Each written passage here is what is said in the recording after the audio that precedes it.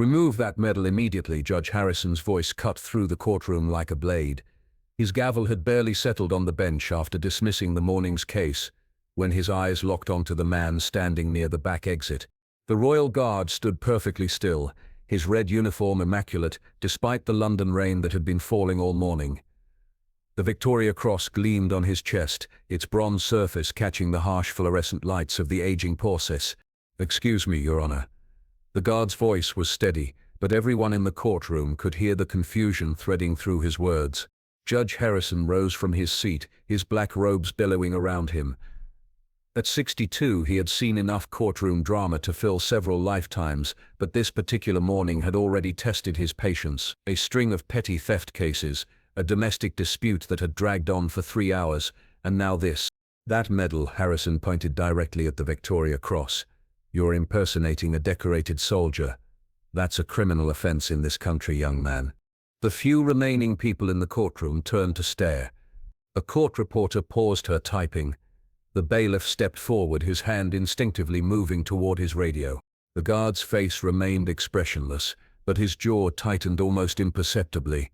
"Sir, I assure you this medal was awarded to me legitimately." "Nonsense." Harrison stepped down from his bench, moving closer. "I've been presiding over military cases for 15 years. I know exactly what the Victoria Cross represents. And I know the type of men who earn it. You're barely old enough to have served in any conflict worthy of such recognition." The guard appeared to be in his early 30s, his face smooth and unmarked by the kind of experiences that typically accompanied Britain's highest military honor. His posture was perfect, his uniform pressed to perfection, but to Judge Harrison, he looked like any other young man playing dress-up.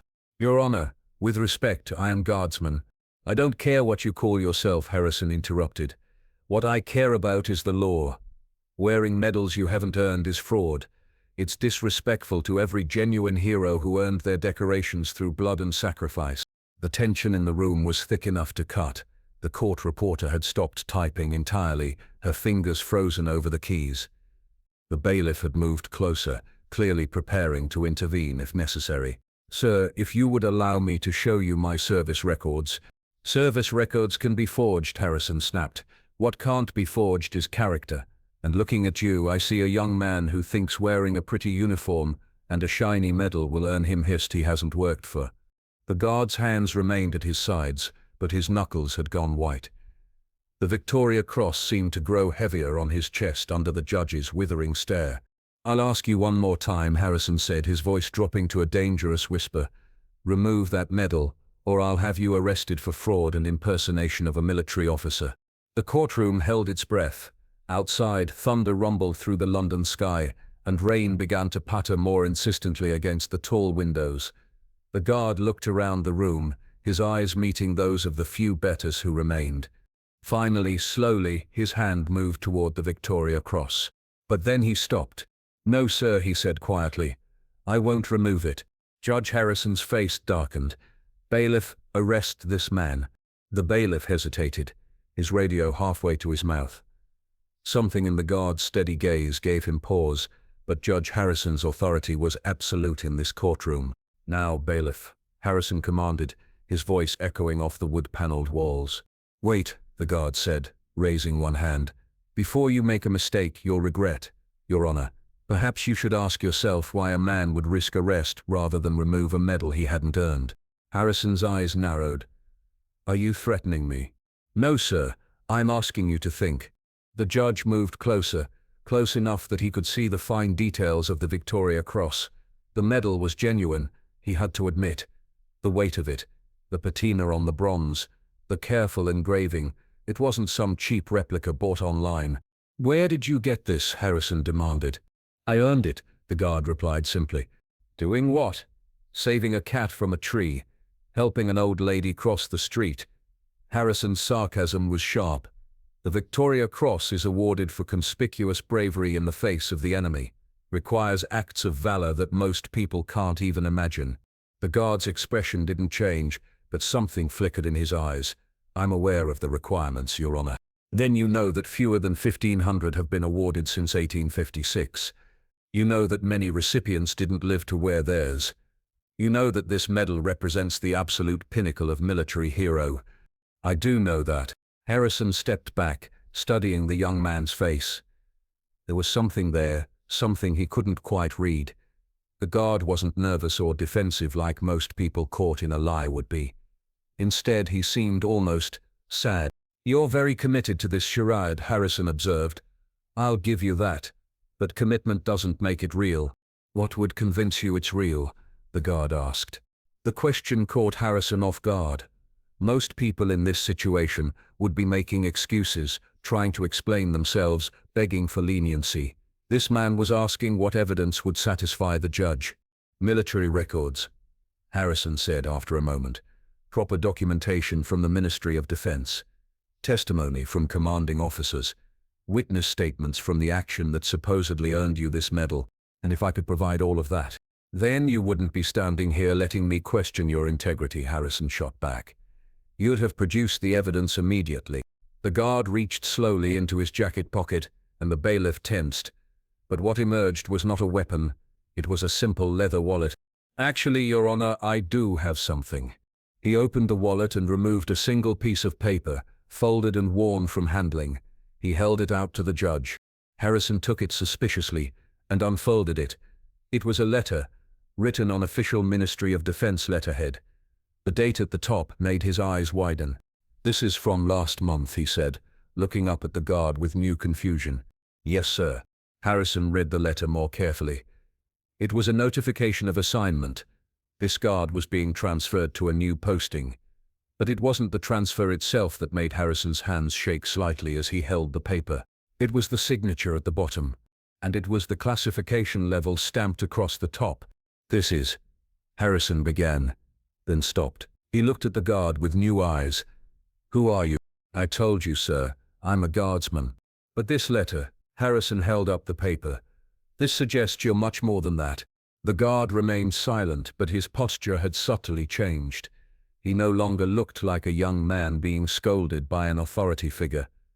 He looked like someone accustomed to carrying weight that others couldn't see. "The classification on this document," Harrison continued slowly, "requires security clearance that most soldiers never achieve." "Yes, sir." "And the signature..." Harrison studied the letter again. "This comes from very high up in the chain of command." The rain outside had intensified, drumming against the windows with increasing force. The courtroom felt smaller somehow, as if the walls were closing in around them. "I think," the guard said quietly, "you should make some phone calls before you proceed further." Judge Harrison retreated to his chambers, the letter clutched in his hand. His secretary, Mrs. Pemberton, looked up from her typing as he swept through the outer office. "Cancel my afternoon appointments," he said without stopping. "Sir? But you have the Morrison case at 2 and..." "Cancel them all." In his private office, Harrison closed the door and sat heavily behind his desk. The letter lay before him, its official seals and stamps seeming to mock his earlier certainty. He picked up his phone and dialed a number he'd used only a handful of times in his career. "Ministry of Defense, Colonel Williams speaking." "Colonel, this is Judge Harrison, 4th District Court. I need to verify some information about a soldier." "Of course, Your Honor. What do you need?" Harrison looked down at the letter. "I have a guardsman here claiming to have earned the Victoria Cross.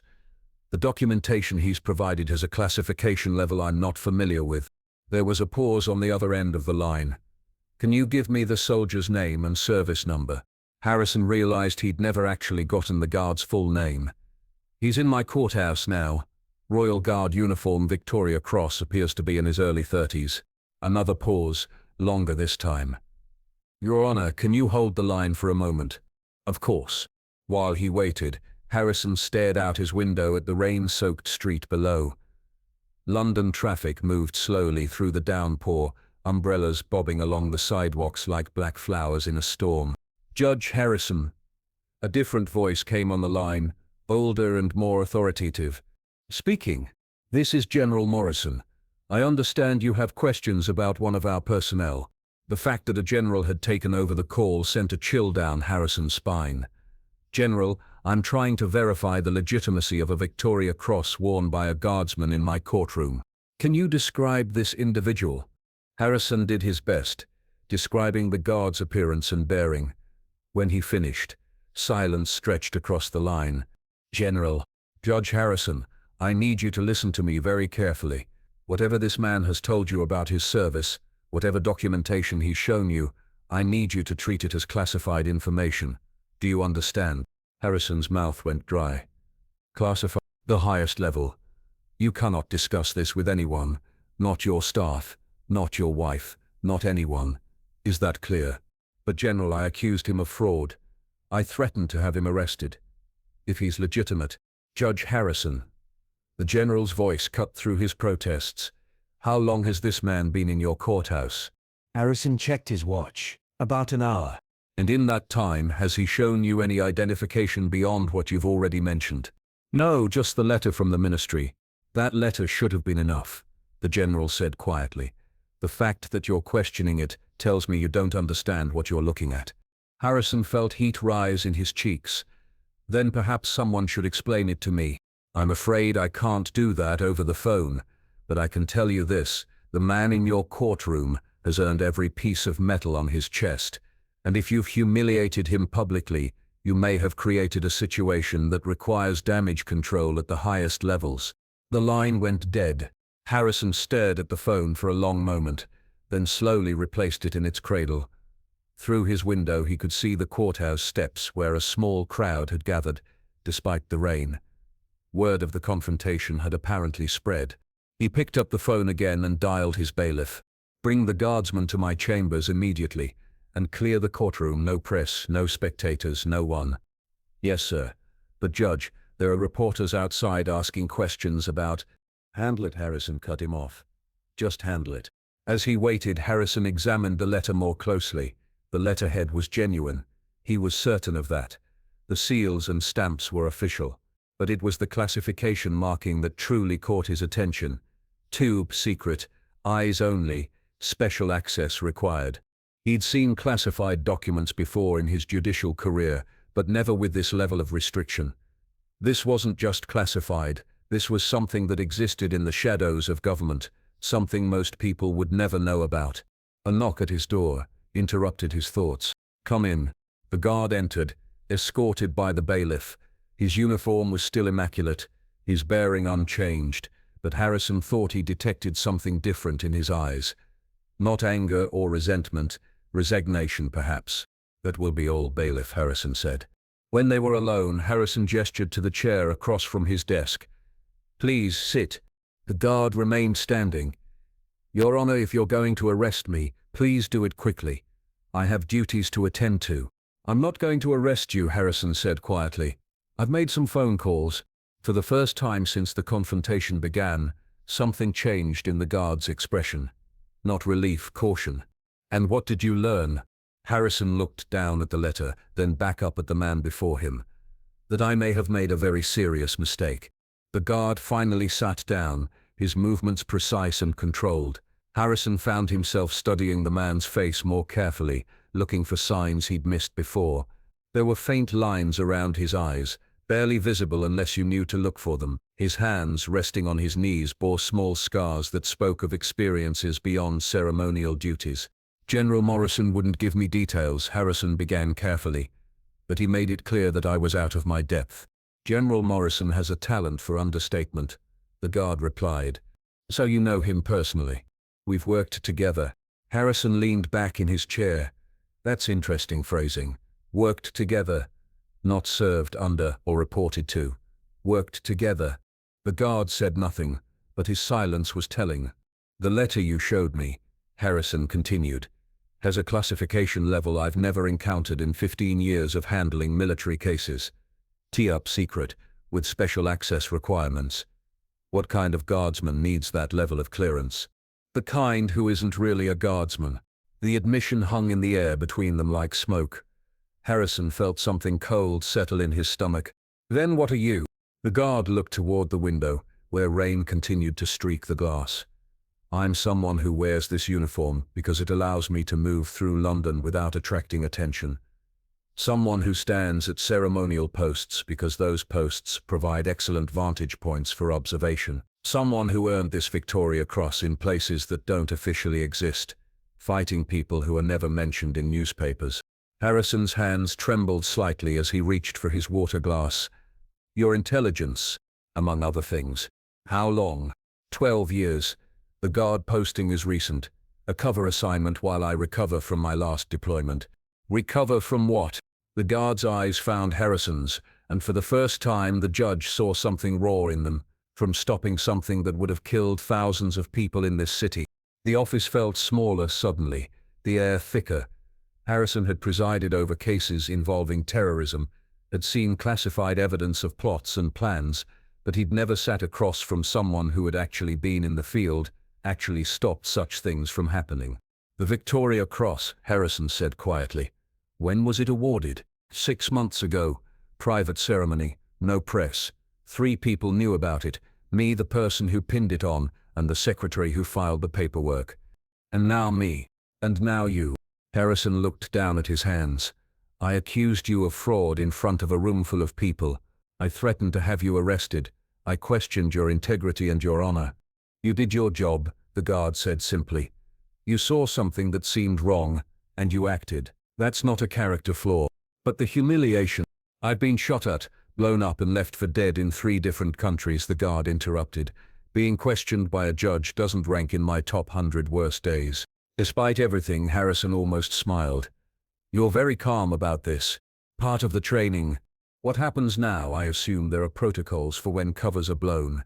The guard was quiet for a moment. Usually, yes, but this situation is unusual. How so? Because you're not the only one who questioned my right to wear this medal today. And because the people outside taking pictures and asking questions aren't going to simply disappear. Harrison felt his stomach drop. The press. Local news crews arrived about 20 minutes ago. Someone called them after the confrontation in the courtroom. They're asking questions about the fake soldier who was challenged by a judge. Dear God, Harrison put his head in his hands. What have I done? You've created a problem that requires a solution, the guard said matter-of-factly. The question is, what kind of solution? Harrison looked up.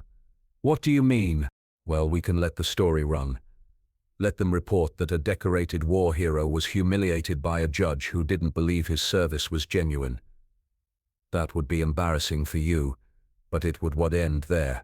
Or we can control the narrative, make this into something that serves a purpose. Harrison frowned. What kind of purpose? The guard leaned forward slightly. How much do you know about the current state of military recruitment in this country? Not much, I admit. It's in crisis. Young people don't want to serve. They see military service as pointless, dangerous, outdated. They have no connection to the sacrifices that have been made for their freedom. And you think this situation could somehow help with that?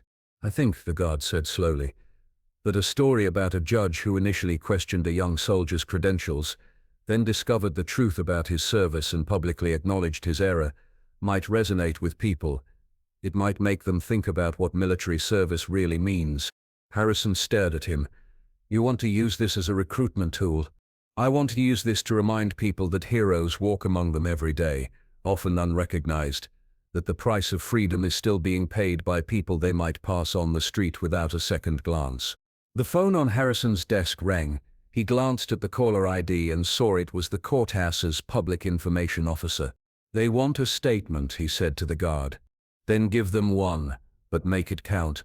Harrison stared at the ringing phone, each tone seeming to grow louder in the small office. The guard sat motionless, waiting for the judge's decision. Finally, Harrison picked up the receiver. Judge Harrison. Sir, it's Linda from Public Affairs. We have a situation out here. News crews from 3 different stations, and they're asking some very pointed questions about what happened in your courtroom this morning. Harrison looked across his desk at the guard, who nodded slightly. Schedule a press conference for 1 hour from now, Harrison said. Main steps of the courthouse. Sir? Are you sure? Wouldn't it be better to issue a written statement? No, this needs to be done in person. He hung up the phone and turned back to the guard. Are you prepared for this to become public knowledge? My cover was already blown the moment you questioned me in front of witnesses, the guard replied. At least this way we control how it comes out. But your safety, if you're involved in the kind of work you've described, will be handled by people far more qualified than either of us. The guard stood up. "What matters now is that you understand what you're about to say, and why." Harrison rose as well, moving to the window that overlooked the courthouse steps. Below, he could see the news vans, their satellite dishes extended like mechanical flowers reaching toward the grey sky. Reporters huddled under umbrellas, checking their equipment and preparing for whatever story was about to unfold. "I need to know more," Harrison said without turning around. "If I'm going to stand in front of those cameras and explain why I was wrong, I need to understand exactly what you've done to earn that medal." The guard was quiet for so long that Harrison finally turned around. The man's face had gone completely neutral, the kind of professional mask that came from years of keeping secrets. "I can't tell you details," he said finally, "but I can tell you this.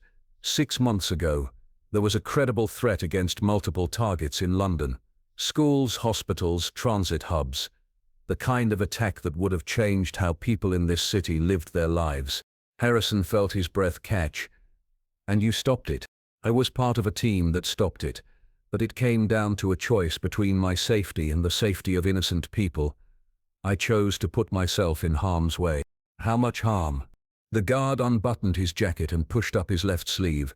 Harrison could see the edge of what looked like extensive scarring, the kind that came from severe burns. "That's from an explosive device that was meant to level a primary school in Southwark," the guard said quietly. "I had less than 30 seconds to disarm it manually after the remote systems failed." Harrison stared at the scars. "You could have died. 347 children could have died. The choice was easy." The judge turned back to the window, his mind racing. Below, more reporters had arrived, and he could see people starting to gather despite the rain. Word was spreading through social media, he realized. This was going to be bigger than just a local news story. "There's something else you should know," the guard said behind him. "Before you make your statement." Harrison turned around. "What?" "This isn't the first time someone has questioned my right to wear this medal. Last month, a veteran at a memorial service accused me of stolen valor. 2 weeks ago, a man at a pub said I was too young to have earned it. Yesterday, a woman at a coffee shop asked if it was real. And what did you do?" "I showed them my identification, answered their questions, and moved on. Just like I would have done with you if you'd given me the chance." Harrison felt heat rise in his cheeks. "I never gave you that chance." "No, you didn't. You made assumptions based on my appearance and your own prejudices about what a war hero should look like." The words stung because they were true.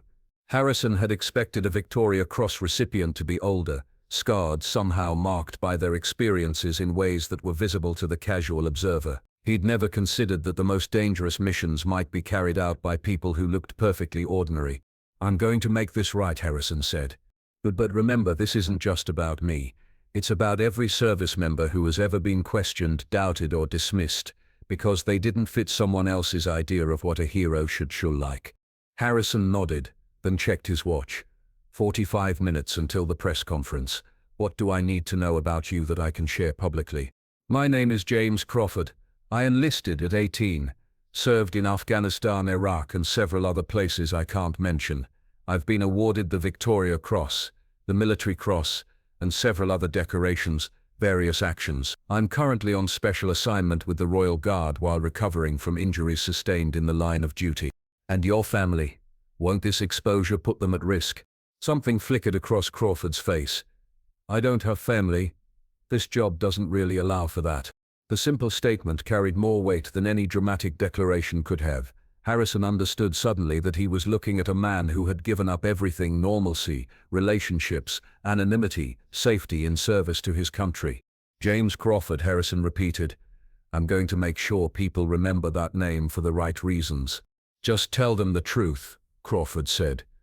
"That's all any of us want, for people to know the truth about what we do and why we do it." The rain had stopped by the time Harrison and Crawford emerged from the courthouse, but the sky remained overcast, creating a grey backdrop for the scene unfolding on the courthouse steps. At least 50 reporters had gathered, their cameras and microphones creating a forest of technology between the two men and the crowd of onlookers that had assembled. Harrison stepped up to the makeshift podium that had been hastily erected, Crawford standing slightly behind him and to his left. The murmur of conversation died as Harrison adjusted the microphone. "Ladies and gentlemen, thank you for coming. I've called this press conference to address the events that occurred in my courtroom this morning and to correct a serious error in judgment on my part. Camera flashes began to pop, and Harrison could see the red lights on several video cameras indicating they were recording live. This morning I confronted Guardsman James Crawford about the Victoria Cross he was wearing, accusing him of fraud and demanding that he remove the medal. I made these accusations based on my own prejudices about what a decorated war hero should look like, without giving Mr. Crawford an opportunity to provide proper identification or explain his service record. A reporter near the front raised her hand, but Harrison continued without acknowledging her. After conducting a thorough investigation, including contact with the Ministry of Defense, I have learned that not only is Guardsman Crawford's Victoria Cross legitimate, but that he is one of this country's most decorated soldiers, having served with distinction in multiple theaters of operation over the past 12 years. The questions began immediately, reporters shouting over each other, "Judge Harrison, what made you suspect the medal was fake? Guardsman Crawford, can you tell us how you earned the Victoria Cross? Judge, do you plan to resign over this incident?" Harrison raised his hand for quiet. "I'll take questions in a moment, but first I want to say something to Guardsman Crawford, and to every service member who might be watching." He turned slightly to face Crawford, who remained at attention, his expression neutral. "I owe you an apology, not just for my actions today, but for the assumptions I made about your service based on your appearance. I expected a war hero to look a certain way, to be a certain age, to bear visible scars of their experiences. I was wrong." Crawford gave a slight nod but said nothing. Harrison turned back to the reporters. "The truth is that heroes walk among us every day, often unrecognized and uncelebrated. They look like ordinary people because they are ordinary people who have done extraordinary things. Guardsman Crawford represents thousands of men and women who serve this country quietly, professionally, and at great personal cost." A reporter from the BBC pushed forward. "Guardsman Crawford, can you tell us about the action that earned you the Victoria Cross?" Crawford stepped forward to the microphone. "The specific details of that operation remain classified. What I can tell you is that it involved preventing a terrorist attack on civilian targets in London. The medal wasn't awarded for my actions alone, but for the actions of an entire team of people who will never be publicly recognized for their service." "How do you feel about being questioned so publicly about your medal?" "I understand why Judge Harrison questioned me," Crawford replied. "The Victoria Cross is a sacred trust. It represents the highest ideals of military service, and it should never be worn by someone who hasn't earned it. I would rather have 1,000 people question my right to wear it than have one person wear it illegitimately go unchallenged." A reporter from Sky News called out, "What would you say to other veterans who might face similar questioning?" Crawford was quiet for a moment, and when he spoke, his voice carried a weight that silenced the crowd. "I would say the same thing I tell myself every morning when I put on this uniform. We serve because someone has to. We fight because someone has to. We sacrifice because someone has to. And if the price of that service is occasional doubt or questioning from the people we've sworn to protect, then that's a price worth paying." The reporter followed up, "But surely public humiliation." "There was no humiliation here," Crawford interrupted. "There was a misunderstanding that has been corrected. Judge Harrison saw something that concerned him and acted on it. That's exactly what we want our public servants to do, to question, to investigate, to hold people accountable." Harrison stepped back to the microphone. "I want to be clear about something. This incident has taught me that we need to do better as a society in recognizing and supporting our veterans. Too many of them return from service to civilian life, where their experiences are misunderstood or dismissed. Too many of them struggle with readjustment while the rest of us go about our daily lives, oblivious to the sacrifices they've made." A reporter from the Telegraph raised her hand. "Judge Harrison, what changes will you make in your courtroom to prevent similar incidents?" "I'm implementing new protocols for handling military personnel in my court," Harrison replied. "But more importantly, I'm going to use this experience to educate myself and my staff about the reality of modern military service. We need to understand that today's heroes often look different from what we might expect." As the press conference continued, something remarkable began to happen in the crowd. Several people pushed forward, and Harrison could see they were wearing military insignia or veteran pins. They weren't reporters, They were former service members who had come to show their support. Crawford noticed them too, and Harrison saw him nod slightly in their direction.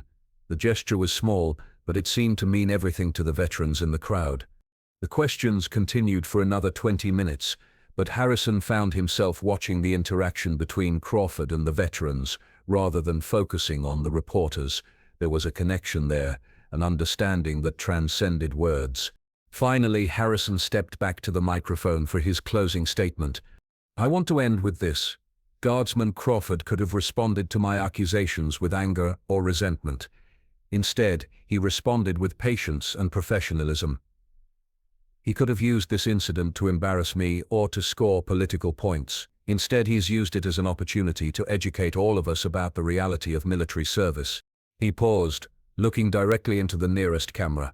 "That, more than any medal, tells you everything you need to know about his character." 3 days later, Harrison sat in his chambers reading the morning newspapers. The story had spread far beyond London, picked up by national media, and shared thousands of times on social media. That it wasn't the coverage itself that struck him. It was the response it had generated. His secretary knocked and entered without waiting for permission, something she'd never done in the 8 years she'd worked for him. "Sir, you need to see this," Mrs. Pemberton said, placing a thick stack of mail on his desk. "What is it?" "Letters. From veterans, from active service members, from families of soldiers. They've been arriving by the hundreds." Harrison picked up the top letter and began to read. "Dear Judge Harrison, I am a veteran of the Falklands War. For 35 years I have never talked about my service, because people either treat me like a hero or like a victim, and I am neither. I'm just someone who did his job. Thank you for showing that ordinary people can do extraordinary things without becoming something different from who they are." He set that letter aside and picked up another. "My son died in Afghanistan 2 years ago. He was 23 and looked even younger. People always seemed surprised when I told them he was a soldier, like they expected someone older or tougher looking. Your press conference made me think about all the other young soldiers who are serving right now and how we might be overlooking them because they don't fit our idea of what a warrior should look like." Harrison looked up at Mrs. Pemberton. "How many?" "Over 400 so far. And sir, there's something else." She handed him a phone message slip. "Guardsman Crawford called. He asked if you could meet him at the National Army Museum this afternoon. He said there's something he wants to show you." 2 hours later, Harrison found himself walking through the quiet halls of the museum in Chelsea. Crawford was waiting near an exhibit about the Victoria Cross, still in his guard uniform but somehow looking different, more relaxed perhaps, or simply more himself. "Thank you for coming," Crawford said as Harrison approached. "Thank you for calling. I have to say the response to the press conference has been overwhelming." Crawford nodded toward the exhibit. "I wanted you to see this." Harrison looked at the display cases filled with Victoria Crosses and the stories of the men who had earned them. Young faces stared back from old photographs, soldiers who looked barely old enough to vote, let alone fight. "Most people don't realize," Crawford said quietly, "that the average age of Victoria Cross recipients in World War I was 22. In World War II it was 24. They've been young." Harrison studied the photographs more closely. Crawford was right. These were young men, many of them looking no older than the guardsman standing beside him. "But that's not really why I asked you here," Crawford continued. He led Harrison to a smaller exhibit in the corner of the room, one dedicated to more recent conflicts. "I wanted you to see this." In the center of the display case was a photograph Harrison recognized. It showed Crawford in dress uniform, receiving his Victoria Cross from the Queen. But it was the caption that made Harrison's breath catch. Guardsman James Crawford, age 29, awarded the Victoria Cross for exceptional valor in preventing a terrorist attack on civilian targets in London. In addition to saving hundreds of lives, Crawford's actions prevented what intelligence officials describe as a potential catastrophic loss of life that could have reached into the thousands. "Hundreds of lives," Harrison read aloud. 347 children at a primary school," Crawford said quietly. 68 staff members. Unknown number of parents who would have been dropping off or picking up their children. Plus the casualties from the secondary targets. Harrison looked at him. Secondary targets? The school was just the beginning. There were 5 more devices planted throughout London, all set to detonate in sequence over the course of 3 hours. The idea was to create maximum chaos and terror. And you stopped all of them? My team stopped all of them. I just happened to be the one who drew the short straw on the primary device. They stood in silence for a moment, Harrison absorbing the magnitude of what Crawford had done. Finally he spoke. Why did you want me to know this? Crawford turned away from the exhibit. Because I wanted you to understand that your instinct wasn't entirely wrong. You saw a young man wearing a medal that represents extraordinary service, and you questioned whether he could have done something extraordinary enough to earn it. That's not prejudice, that's healthy skepticism. But I was wrong about you. You were wrong about me specifically, but you were right about the principle. The Victoria Cross should